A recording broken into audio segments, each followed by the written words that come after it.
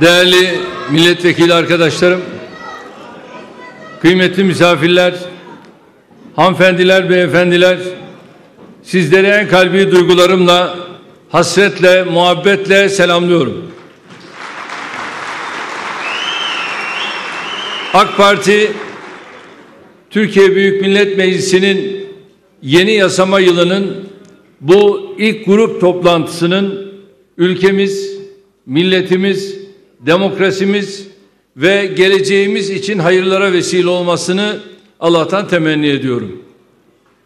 Sözlerimin hemen başında geçtiğimiz hafta ebedi aleme uğurladığımız kıymetli dava arkadaşımız, Gaziantep milletvekilimiz Abdülkadir Yüksel kardeşimize bir kez daha Rabbimden rahmet niyaz ediyorum. Mekanı cennet olsun inşallah. Ailesine, sevenlerine ve tüm AK Parti camiamıza başsağlığı diliyorum. Değerli kardeşlerim, bu vesileyle Fransa'da malum bir kundaklama olayında yine 3 Türk kardeşimiz rahmetli oldu. Kendilerine Allah'tan rahmet, yakınlarına başsağlığı diliyorum. Bu arada malum Amerika'nın Las Vegas kentinde tabii terör mü, kişisel mi henüz tespit edilemeyen bir olay neticesinde 59 ölü ve yüzlerce insanın yaralandığı bir felaket, bir cinayet, bir katliam, adını ne koyarsanız koyun, böyle bir olay yaşandı. Bizler Sayın Başkan'a bu noktadaki bütün taziyemizi iletmek suretiyle bu tür olayların karşısında bugüne kadar duruşumuz neyse bundan sonra da bu duruşumuzu koruduğumuzu da yine kendilerine ifade ettik. Grup toplantılarımızın bir kısmına şahsen katılarak değerlendirmelerimi sizlerle paylaşacağım. Bir kısmında da Sayın Başbakanımız bu görevi üstlenecektir. Rabbim yar ve yardımcımız olsun.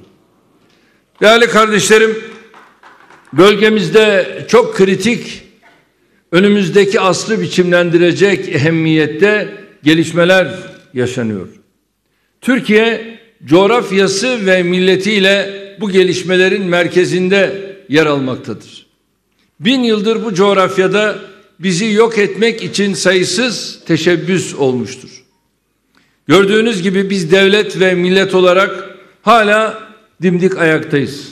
Hala bölgenin en önemli gücüyüz. Bizi tehdit edenlerin, bize kefen biçenlerin, hele böyle kriz dönemlerini fırsat bilip sırtımızdan hançerlemeye kalkanların hiçbirinin ise bu topraklarda esamesi okunmuyor, okunmayacaktır.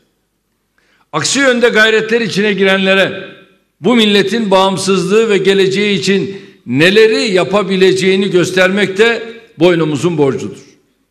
Bizim kimseyi tehdit etmek gibi bir niyetimiz yok. Biz tüm samimiyetimizle ikaz görevimizi yerine getiriyoruz. Bu da ancak bir dostun bir başka dosta göstereceği türden bir yaklaşımdır.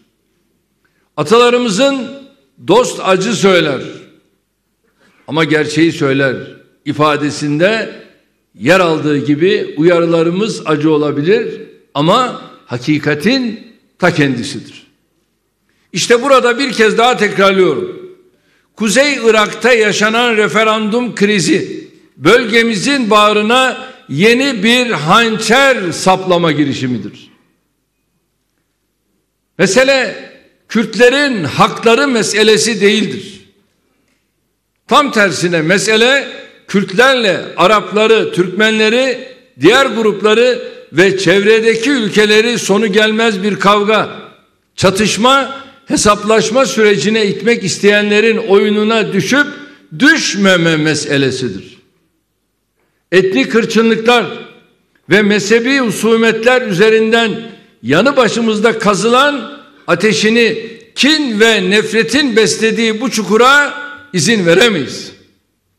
Irak ne tek başına Kürdün, ne tek başına Arap'ın, ne tek başına Türkmen'in değildir.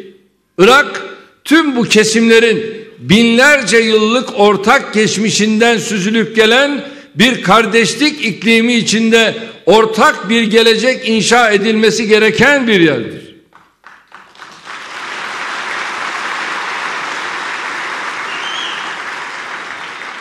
Başka türlü bu topraklarda güvenlik, huzur, refah tesis edilemez. Kerkük türküleriyle büyümüş bir milleti Kerkük'teki birkaç bin Türkmen için diye başlayan cümlelerle tahkir etmek kimsenin haddine değildir.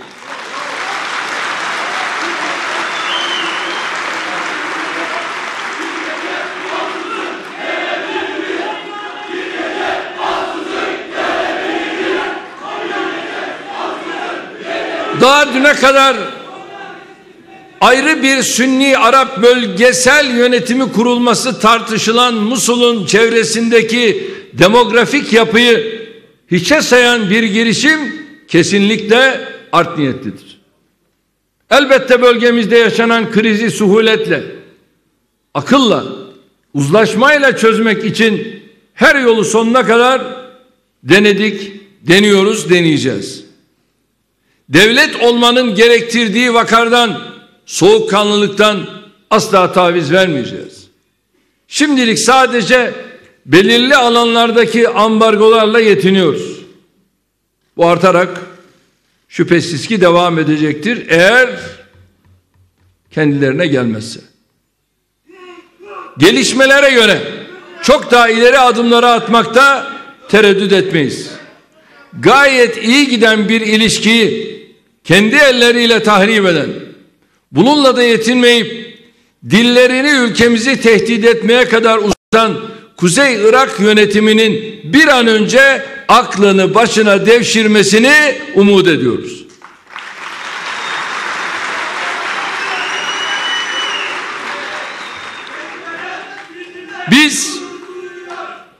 Biz Kuzey Irak'taki tüm kardeşlerimizi Türkmen, Arap, Kürt demeden, kökenine, meşrebine bakmadan sevdik, seviyoruz. Onların da bize aynı duygular içinde yaklaştıklarına inanıyoruz. Bizi seveni biz de severiz. Bize saygı duyana biz de saygı duyarız. Ama aksi olduğu zaman gereğini yaparız.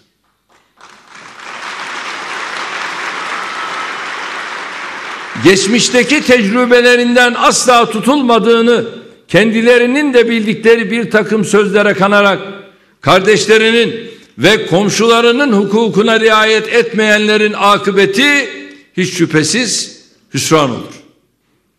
Yarın küresel bir çalkantı yaşandığında herkes dönüp kendi evine, yurduna, toprağına gidecek. Bizler ise burada yine yan yana yaşamaya, yüz yüze bakmaya devam edeceğiz.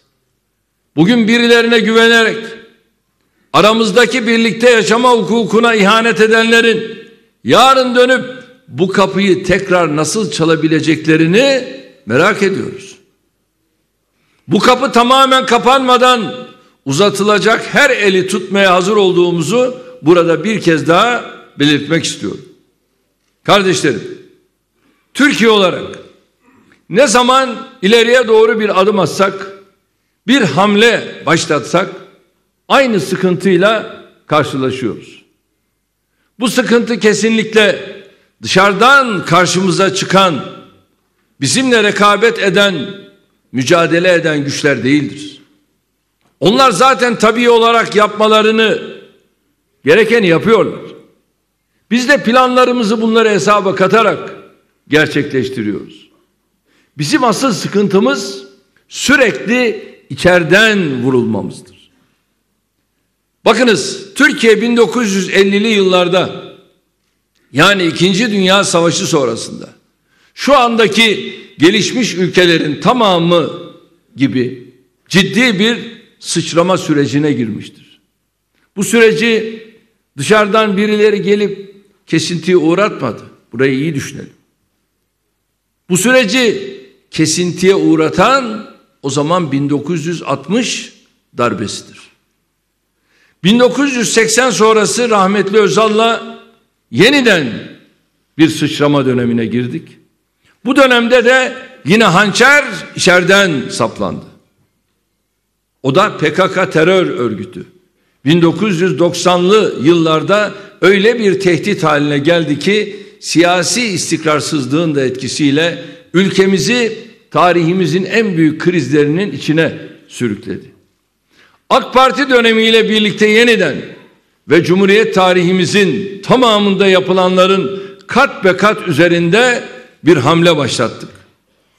Bu defa da önce vesayet odakları, ardından FETÖ ihanet çetesi, onu takiben bölücü örgütün yeniden alevlenen eylemleri vasıtasıyla ayağımıza tekrar prangalar vurulmaya başlandı.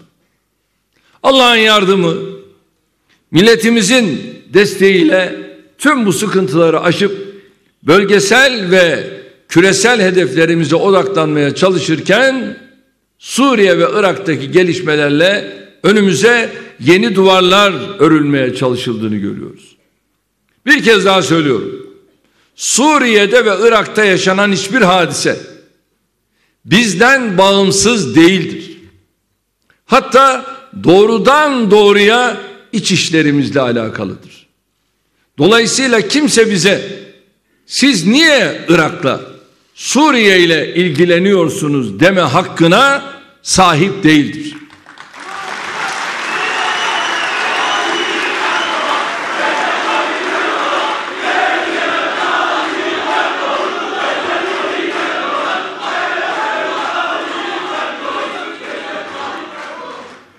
Kardeşlerim, her meselede olduğu gibi Irak ve Suriye'deki krizlerin ülkemize yansımalarının üstesinden de milletimizle birlikte geleceğiz. Bundan hiç şüpheniz olmasın. Fakat bunun için formül bellidir. Bir olacağız, iri olacağız, diri olacağız, kardeş olacağız, hep birlikte Türkiye olacağız. Mesele bu.